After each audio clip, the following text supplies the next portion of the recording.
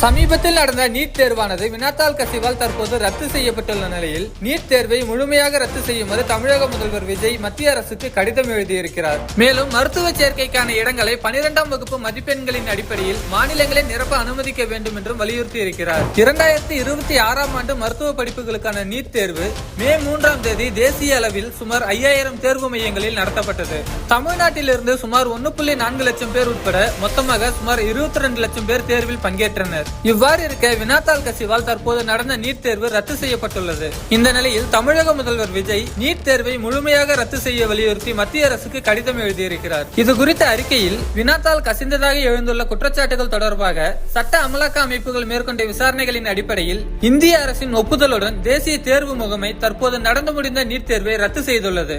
மேலும் இந்த விவகாரம் விசாரணைக்காக சிபிஐக்கு மாற்றப்பட்டுள்ளது. இந்த ரத்து நடவடிக்கை நாடு முழுவதும் உள்ள லட்சக்கணக்கான மருத்துவ படிப்பு ஆர்வலர்களின் நம்பிக்கையை சிதைத்துள்ளது. நீட் தேர்வின் நம்பகத்தன்மை பாதிக்கப்படுவது இது முதல் முறையல்ல. 2024ஆம் ஆண்டிலும் வினாத்தாள் கசிவு ஏற்பட்டது. இது தொடர்பாக 6 மாநிலங்களில் எஃப்ஐஆர்கள் பதிவு செய்யப்பட்டு பின்னர் சிபிஐக்கு மாற்றப்பட்டன. உச்சநீதிமன்றத்தின் அறிவுறுத்தலின் பேரில் முன்னாள் இஸ்ரோ தலைவர் டாக்டர் கே ராதாகிருஷ்ணன் தலைமையில் உயர்மட்ட நிபுணர் குழுவை மத்திய அரசு அமைத்தது. அந்த குழு 95 விரிவான சீர்திருத்த பரிந்துரைகளை வழங்கியது.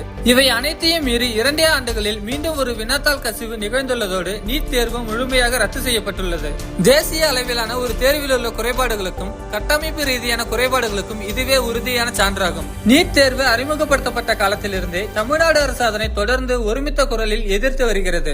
நீட் தேர்வு அறிமுகப்படுத்தப்பட்டதன் விளைவாக கிராமப்புறங்கள், அரசு பள்ளிகள், தமிழ் வழி பயிற்று மொழி பின்னணிகள், சமூக பொருளாதார ரீதியாக பின்தங்கிய குடும்பங்களைச் சேர்ந்த மாணவர்கள் கடுமையாக பாதிக்கப்பட்டுள்ளனர். எனவே தமிழ்நாடு அரசின் நீண்ட நாள் கோரிக்கையான நீட் தேர்வை முழுமையாக ரத்து செய்யவும், எம்பிபிஎஸ், பிடிஎஸ் மற்றும் ஆயுஷ் படிப்புகளில் மாநில ஒதுக்கீட்டின் கீழ் உள்ள அனைத்து இடங்களையும் 12ஆம் வகுப்பு மதிப்பெண்களின் அடிப்படையில் மாநிலங்களை நிரப்ப அனுமதிக்கவும் ஒன்றிய அரசை வலியுறுத்துகிறோம் என்று விஜய் குறிப்பிட்டார்.